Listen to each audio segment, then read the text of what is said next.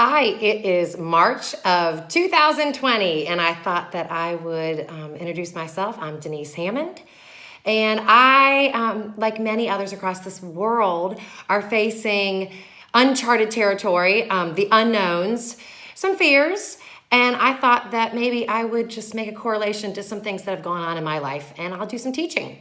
I run a camp here in Charlotte, North Carolina, and I'm hoping the kids from all over will check it out. And this is the first of a three-part series that I'm going to do. I will start by saying I am a believer in Jesus Christ, but I believe that the love of God and Jesus is for everybody across this world. So I'm going to impart some of the knowledge that I have, that He has given me, that I've experienced, and share it with all of you, if I can, in this first of the three-part series. I'm titling it, What's a Brain Tumor? I will say, back in 2017, I was diagnosed with a brain tumor. I went through a surgery, and it wasn't a success. It was not, didn't go as planned. And there were a lot of fears that were associated with that and a lot of recovery associated with it. So I will use that as my sort of like a thread that I'm going to draw parallels to, because I've learned a lot since 2017. Actually, once I was diagnosed with it and there was a revelation, that's where the teaching and the learning and the faith walk began. So I'll start with that. So I'm titling it, So What's a Brain Tumor? What's a brain tumor? Well, there's three parts to having a brain tumor. First, the revelation. Second, the removal. And third, the recovery. So that's going to be my three-part series. So today we start when there's a revelation, the discovery. And that's what we are all facing across this entire world. There's been a discovery of a virus that is new to all of us. It's new to how it spreads so quickly and multiplies, and the fear factor of the unknown for many of us across this world is new. Not the viruses are new, it's just this type or this strain of the virus that is, and how contagious it is new to all of us. Being in quarantine, not being able to socialize, that's new. Bars and restaurants all closing across our entire state of North Carolina, and most of the states in the United States are closed. How crazy. We love to socialize. Well, I'm just going to attempt to socialize in this way. So this first part, called the revelation, goes like this. I have a what? I thought I was coming into the hospital because I was hit upside the head with my horse this morning when feeding. I was just coming to check to see if I have brain bleeding. I have a what? I've got to really process this. So I sat there back in 2017, that March evening, with my husband saying, is this real? Is this real? And I'll tell you, it was scary. We had a process. And because I didn't know the future, and because I didn't know the magnitude of the future, I actually processed pretty quickly. And I claimed Joshua 1:9 as my verse. Be strong and courageous, for the Lord your God is with you wherever you go. And I would say to all of you, claim that verse, because He's with you. He goes before you, and you are called to be strong and courageous because He is.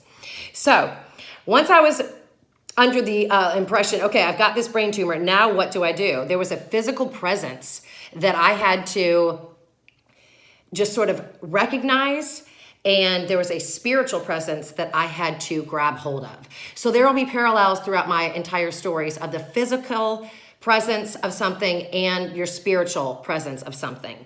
So I had to use God and everything that I knew at that point in order to just wait with the faith that I had and say, what are we going to do? So we started this big journey, and I had to process and I had to trust. And I used the acronym WAIT, why am I talking, as my mantra, with also, why am I thinking? Do not overthink things. When we overthink, that's when we have the ability to grasp fear and live in fear. And we are not called to live in fear. So, sometimes a revelation has to happen to remind ourselves and remind our mind and reveal God's promises to who He really is. And sometimes there's a revelation in that way so that we can say, grab hold of it. Realize who God is. His promises are true. They precede your problems. That's what I realized. So we used this situation of why am I talking? Why am I thinking? And we started saying, okay, let's use a new acronym. And you can too. First, W, write everything down. Write everything down in your lessons that you are learning. A, act as though, and I had to act as though I already had the faith to be able to sustain the insanity associated with this brain tumor. And we have to have the faith that we use to sustain and believe and trust in the circumstances that we are facing right now. It's not about me. God used me, and he can use all of you in the circumstances that you are going through for the greater good. There's a verse that I really clung to, and I have always used this verse as a camp director and just in my life. I call it my 2x4 verse. When you get hit by a 2x4, what do? Well, it's out of 2 Corinthians 1:4. And it's the comfort that you feel and that you are sustained by, and the comfort that God gives you is meant for somebody else that goes through the same exact thing. 2 Corinthians 1:4. It's your 2x4 moment. So it's not about me. That's what I had to realize, and that's what you have to realize also right now. And the T in wait, I said to trust God and his plan. I know that the plans he has for me are meant for good. I mean, God doesn't say, it's going to be okay, Denise. He says it's going to be great. It's going to be even better than you can possibly imagine. Denise, trust in me. And you know what? You just have to trust in him, and you have to wait. So, moving on, I had to get to my promised land, to get to my, recovery.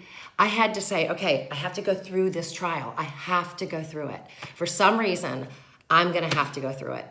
And so Kenny, my husband, and I, my fabulous Fab Five, and all my Bible thumping sisters really helped me walk through this and say, we're going to be there in your wilderness, and we're going through it, and we're going to lift those arms, and we're going to help you get through this.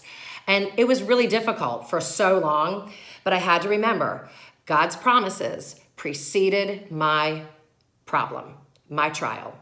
And God's promises are for my protection. I'm wearing a shirt that my girlfriend gave me so long ago, and I know that you're not gonna be able to read it because it's probably backwards on this video, but it says possibilities. And it has this unicorn horse, and you know what? We make unicorn farm fresh, tutti frutti, yummy yogurt parfaits at camp. They're amazing, and they're the unicorn parfait because they're incredible. They're so good.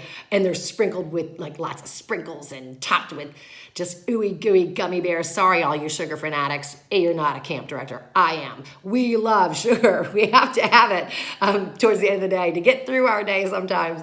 And the yummy yogurt parfaits are incredible. They have lots of great berries and tricks and sprinkles and yummy just toppings on them and just great whipped cream. And you know what?